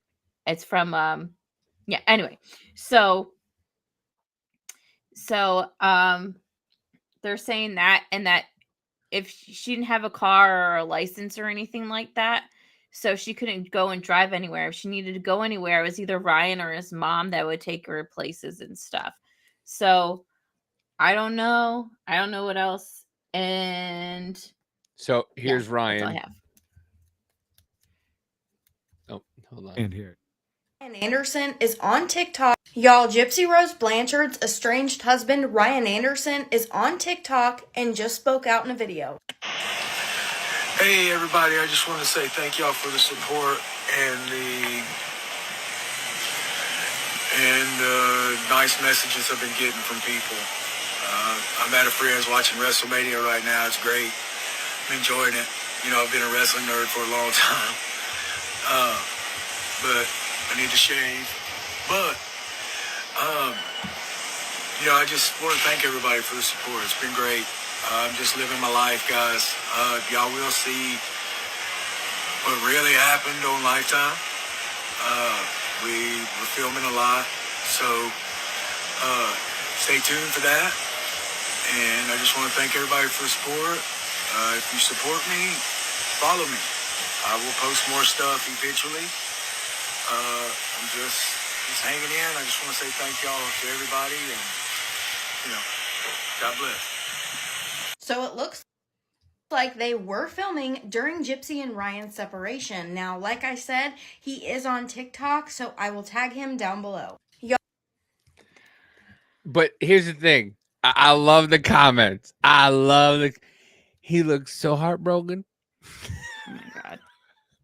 I feel like since her separation, She doesn't look as good. What do you think?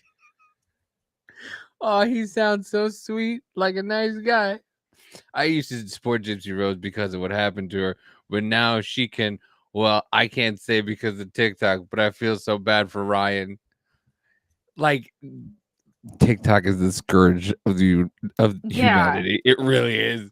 I think it's extremely odd that no, actually not odd, predictable that everyone was like counting down the days for Gypsy to get out. All this level of support for her, and then all of a sudden she started like having all these interviews and stuff with people, and like was like had her Instagrams and like her social media, and then within like 2 weeks of her being out of prison, everyone started flipping on her. And it's just like, what the fuck? And then people were like, oh, well, she's not sorry for what she did. She hasn't been held accountable. I was like, the bitch was in jail for 8 years. For not even doing anything. Her mother tortured her for fucking years, for 20-something years. And she had her boyfriend, they plotted to stab her mother to death because of, the woman had her salivary gland pulled out. I didn't know that was a procedure.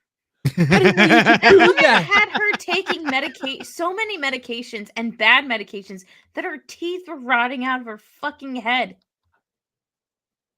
She couldn't even spit on it if she wanted to nowadays. She didn't even know how old she was for years because her mom kept saying that she was younger and younger so she could make medical decision for her. The lady had her put on a power of attorney after she turned 18 to make medical decisions for her. Yeah. I just want to go to that to spit on it if she wants to, Joe. But I can't believe that she wants to get a nose job. Look at this bitch. Where'd she get the money to do that? Shut the fuck up. You get tortured for 23 years of your life. All right. And then you can fucking comment. Like, what the fuck is hey, hold on. I kind of was. My mom was a violent woman. I understand. And Rich didn't have her murked. Dude, there were times I wanted to.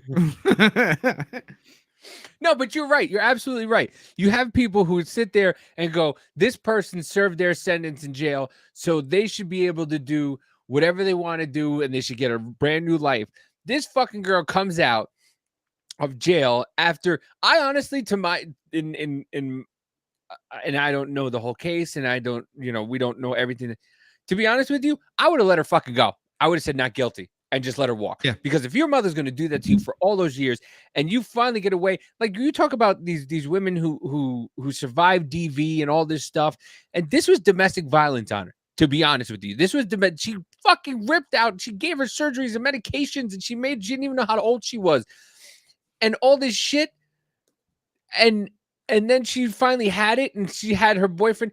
Like, I would let her go. I would have let her go. And now all of a sudden, like you said, she comes out of prison.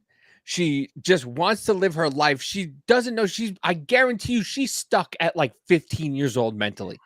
Absolutely. She is stuck at 15 years old mentally. She has Peter Pan syndrome and cannot think like an adult because her mom made her so young that she didn't even know how old she was. She didn't have any life experiences with people her own age or anything like that. Like, she didn't even live her own life. Like, and you're expecting her. Listen, she is still in her hoe phase. It could just got put on pause because she was in prison. I'm telling everyone goes through it. She had to put it on pause because she was in prison. But I also heard that she's one of the things about her release is that she wasn't allowed to talk to Nick, which was the guy who stabbed the mother.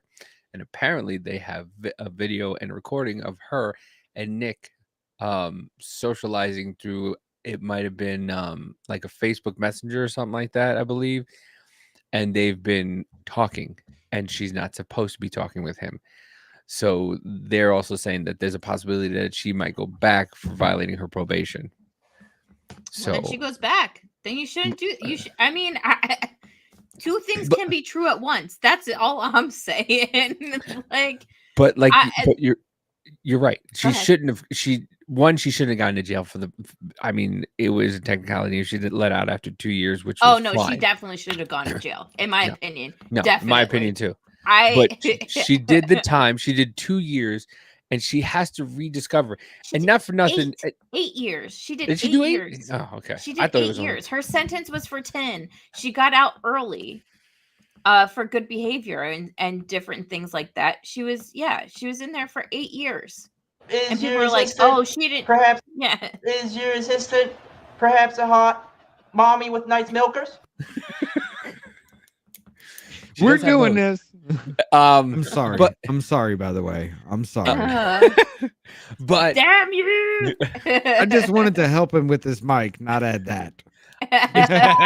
and son of you got but yeah, she's just finding out who she is, and the problem is she's doing it in the spotlight. Like, I think, who are we talking about that grew up? Fuck, I forget who it was. I believe I keep forgetting who we were talking about. Raquel? Yeah, Raquel grew up. It had from Rules. Vanderpump Rules. Had her fucking whole phase on television. So poor Gypsy Rose is having her whole phase while she's trying to be this beacon of whatever she's supposed to be a beacon of, like that an everybody activist loves. for survivors of Munchausen's by proxy and all this other stuff, but also trying to get her life together and her shit together. You got Lifetime and everybody out there trying to milk her for all she's worth. Dude, they're gonna make her a fucking supervillain. Dude, watch. I'm telling you, they're going to make her a supervillain, and it's sad, and it's really sad. Like, this chick has no idea. But that's what she said. The first time she felt really free was when she was in prison. Yeah, she felt more free in prison than she did her whole life. Yeah. And you're telling me that she's not going to fuck up when she gets out? Jesus. Like, people need to calm the fuck down. But high expectations, you self-righteous fucks. But here's the thing. People love to bring someone up and just watch them and then just fucking tear the rug from under them. They love that. They love it. They love making a superstar out of somebody, and then as soon as they can fucking find that little niche where now it's okay to bully them and now it's okay to tear them down, they will absolutely do it. They will absolutely do it. And they're doing it to her as we watch this happen. And I'm telling you, Lifetime. This is what I say about the news too, because Lifetime is going to fucking do this to her. They are. They're going to see a supervillain and they're going to make her into one. And it's going to ruin the poor girl. And something, I hope not, but something is going to happen. And it's going to be, and it should be on fucking Lifetime or whoever does this to her. Because she does not know how to handle this. She's not going to know how to handle this at all. Well, I'll be honest. I'm kind of, I don't know. When it came down to the whole thing, I don't care what she does with her life afterwards. The story is interesting and everything, and I was really excited to hear about the story. And then now this after stuff, once she started posting all of her shit on Instagram, I was like, I'm out. You know what? You do you, boo boo. I'm happy you're out. Good for you. Get the help you need. Do what you need to do. And I'm seeing all these people that championing her or whatever. And then people are coming out of the woodwork trying to tear her down. I'm like, what the hell, man? Just leave her be. Leave her be. They love to watch the super villain. Well, shit, I just heard the saying the other day too, again, or last night, is that something about the people. You're a hero, or you're either a hero or you're a hero long enough where you become the villain. I just said it. Yeah, we said that we just said it. Yeah, never mind. I just heard it a couple hours ago. You die a hero, or you live long enough to see yourself become the villain. Yeah, and that's what's happening to her. Yeah, she's living long enough to watch herself turn into a villain, and it's. But is she actually turning in? Is she actually acting like a villain? But it doesn't matter. Are people turning on her The It all perception of depends on her. whether or not she turns into a villain, as in her actions But and her how perce- she is. No, no, but the no, way no, no. people Hold on. act, Mama J, let me ask you a question. Hmm. Magneto, would you call him a villain? I would call him a misunderstood magnet. I'm just A kidding. misunderstood. Okay. Magnet for No, negativity. I mean, he was a Jewish man that was, he was captured and he was in the Holocaust. They were marking him for death. He has the tattoo Oh and my- everything. Would you consider somebody who's just like kind of fucked up from that situation just a villain because he says, "Hey, I do it in a fucked up way, but this isn't right." Well, this gets into a whole morality issue. It depends on where your morals and your values lie. So Fair enough. anybody can be be perceived as a villain or a hero depending on your perspective. Well, the dude was Jewish. Boom! The dude was Drop Jewish some brain knowledge on that one. and a mutant. So he was persecuted twice. He was persecuted by the German government, and now he's being persecuted by the U.S. government. Well, it's For all who like the the fuck whole like he is. anti-hero stuff, or like, guess what? Bad It's guys me. have people that they Hi. love too. I'm the You know what I problem, it's mean? me. Deadpool is an anti-hero. We can go that route too. Deadpool is an anti-hero. Yeah, because he kills people and it's awesome. Yeah, but I mean, I can It's Ryan understand. Reynolds playing Ryan Reynolds in a Deadpool mask. Playing Ryan Reynolds. I can understand what you're saying with it. I'm Is the she dude really playing the because of dude her- playing the other dude. Dude, that's my favorite line. That's my favorite line. But no, I get your argument, Mama J, because you're sitting there saying her actions aren't speaking to like the villain in this kind of situation. From what I've been hearing from y'all, like I know nothing about this case. I really don't care, honestly. But from what you're saying is just like her actions aren't meeting up with the villain of the story, and Davy's just like, well, this is kind of how it starts to be the villain of a story kind of situation. I mean, I can see how people can perceive her as a villain if they're like, oh, I can't believe she's married to this Ryan guy. And then now she's leaving him.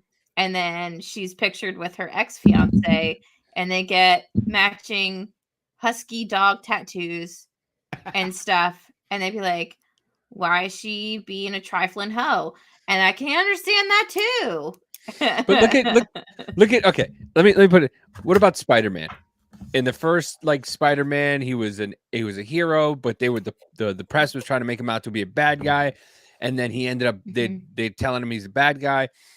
And That's then, more but of he's an really American story. He's more of a hero. He's a vigilante. Yeah, but that's the way that people are going to perceive her is the way the press is going to put her out there. So she may not be the villain, but they're going to make her out as the villain. And it doesn't matter what she says or what she does. She's going to be a villain in the way the story is told. And it's not going to be good for her, especially since she's stuck at a certain age, and she will probably never get out of that age. She's probably stuck at 60. Look at Britney Spears. Holy shit, knives wielding fucking weirdo. Oh, no. That took a hard turn. Don't get me started with Britney, because we'll go down a whole rabbit hole. I'll give you 50,000 videos and different things to watch. My girl, that surprise witness, love her. Let's do it next week, because I still want to know what the fuck. I don't believe that's Britney Spears on Instagram. I do not believe it. Dude. I don't believe. No one has heard Britney Spears speak with her own voice, not on any of her Instagrams, since she talked in court telling the judge what happened to her during her conservatorship. That is the last time anybody's heard her actually speak in public. Yeah. But did they silence her like they silenced Trump? No, actually, Trump is actually talking. Well, he's actually writing it out and letting everybody know what the fuck's going on. Where Britney Spears is just dancing around with knives, smoking cigarettes, like her name was Trudy in a trailer park. Order in the whole situation. I don't know, but is there a what? A gag order? Go through the court documents for that. Go through the court documents for that and start looking for that. If there's a gag order, that's why she ain't speaking. But she's still but like I But said, I she don't is believe that's interpretive kind of dance kind of person. That is her background. So when she's dancing around with knives, that's got to mean something, right? Not only the Yep. fact that she's insane as hell, but that's actually she's probably trying to tell people something. yeah, And she's not also, she alive. could be It's not afraid to her. say anything because the last time that she tried to do stuff, she was put into an institution. Yeah, Listen, And they've probably, been putting her on medications and shit. Kanye West. Hold on. That What? is a Has anybody heard from that man lately? Like actually heard from him? I don't know. I think he came out and said some stuff recently, but I believe that the Britney Spears we see online is a Ukrainian plant. I really do think that's who that is. That is not Britney Spears. That is Apparently, there's absolutely. multiple people who have access to her Instagram account. Like, she's not the only one that controls it. And it's the same angle from the same fucking place. It's a Black Mirror it's like a Black Mirror episode. It really is. It's just she's in the same spot. She's at the beach, the same beach, or in that room. Like you don't Apparently, the same guy that was overseeing Michael Jackson's estate right before he died just got put on Britney Spears. Well, Britney that's Spears' like estate. that is like celebrity hospice, I'm going to say.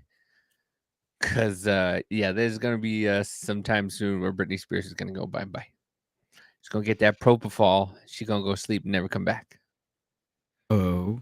Well, let's do one more thing before we wrap it up here. Okay, yeah. I want y'all to hear this. I want you to get your take on this.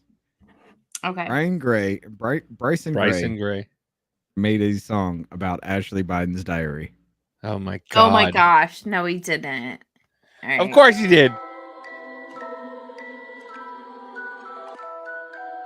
Kinda disturbing. Hey Joe, about Ash's diary, I just read it. I know it's hers too because 2 people got arrested. Even though prison is where you really should be headed. How your own daughter confused about if she got molested. You was taking showers with her. That's inappropriate. She feel like Ow. Already, God Listen, damn. I don't agree with some of the things Bryson says, but that motherfucker goes hard. He opens shit. up, he's like, hey, look, I ain't even read this diary here, but from what I'm seeing about these articles, I know it's fucking true because 2 people got arrested, and somehow she doesn't even understand it. She got molested or something? What the fuck? Yeah, apparently the woman who stole the diary got like a month in prison in Florida. And then she bailed. She was supposed to go to sentencing. She bailed on the sentencing. And they were just like, hey, if you don't come in, we're going to arrest you again. Like, who the fuck does that? If I did that shit, they'd be hunting my ass down. Right. The butter spread. But yeah, that's just Jesus Christ. she was sexualized and she not over it. You got caught and you was hoping we didn't notice it. I read the whole thing, my boy. Somebody posted it. You should feel safe with your daddy and your mama. But your daughter saying that it was you that caused the trauma. She was sexualized when she was young, now that's drama. But you only cared about your career and all them commas. I'm not gonna lie, cause it's really made me wonder. Ashley an addict and so where's her brother Hunter? It seemed like they were traumatized when they was younger. But you know, when it rains, it's gonna thunder. Your son called you a pedophile, that went all ass up. Had your daughter's diary and the evidence stacked up. Buying crime family, but oh, he attacked sales, picture career over the family. Now it's Jack Joe. God damn. I mean, this is, I mean, he's on point with all of it though. He really is. Are you ready for it? Holy shit. Yeah, this is, I don't understand why most people ain't even paying attention to this as much now. Like that fucking bothers me. Yo, they said this was. It's an epic. I mean, this is the first diss track where I've actually heard about somebody having an alleged interaction with their daughter and it being fucking true. Like, well, wasn't it James O'Keefe and like his reporters at the time that got raided by the FBI trying to find this stuff? Yeah, trying to find out the information about this. Apparently, what had happened is they stayed in the room, as a room, and like I don't know whether it was their cottage or something. It was a B&B in New York. Yeah, Airbnb in New York City. The diary was there. They found it They sold it off to James So, but O'Keefe. it's weird. And Project Veritas is like, I want nothing to do with this. But it was so weird. they give it handed off away, the and the national FBI file. they give it away, and the FBI raided him because he bought the diary. But it was weird where it was found. Like she found a whole bunch of her shit like under a mattress is what Yes. she said. She found it. So like She even tried to talk to Ashley Biden about giving it back, and Ashley Biden is like, "That's my shit. You give it back, or some shit's gonna happen." Yeah, weren't there like even talks with like lawyers and stuff? Like the James O'Keefe and them like asked the lawyers like, "Hey, is this really hers?" Yep. And they're like, "No, but give it back."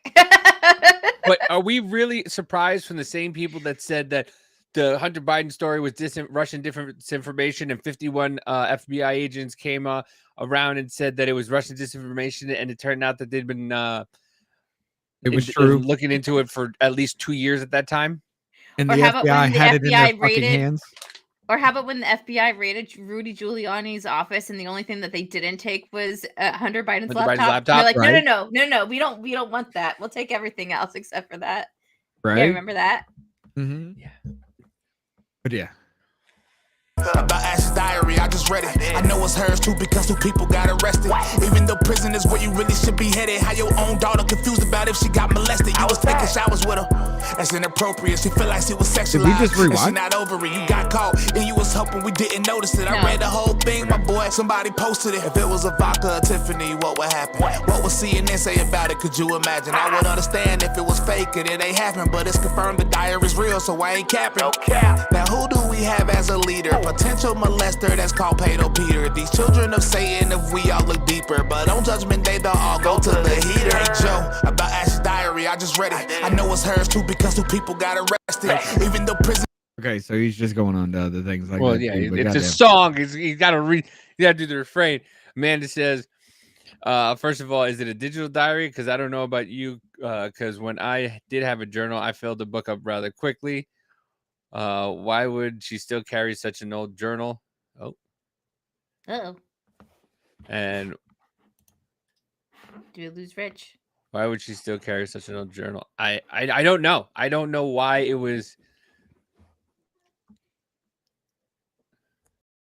Did Sorry, you pull a me? wrong Did button. you pull a me and hit the button again? Hit the wrong button. Yes. Hit stop. Yeah. Like that shit though. I mean, goddamn, dude. Yeah, I don't know. Amanda puts a good question. Like, why did she have that journal like in there? And now she's gonna pull that. She's frozen or something, and like she was staying Huh? at the B&B after. You're gonna have to repeat that. Hold Yeah, on. repeat that You because froze for a minute. yeah, your internet went out. Oh. All we got was an Airbnb. Okay. So I may be mistaken. It's doing but, it again. But we heard you. We can hear you. Yeah, but we can hear you. Go ahead. Go. okay. I may be mistaken, but what I thought was that they were journals that she had kept while she was at rehab, and then when she got out, she was staying at a B&B. But I could be mistaken. I'm cannot not be true. too honestly sure about how the whole thing started. I just know the government told me that was Russian disinformation. It was all bullshit. And then 2 people got arrested for Russian disinformation and bullshit for selling it to Project Veritas, who got raided by the FBI because he asked, "Is this real or not?" Yeah. Right. Yeah. I mean, that's way too fucking obvious. Yeah. It is like that. That is true. Joe molested his fucking daughter, which is why Hunter Biden called him pedo fucking Pete.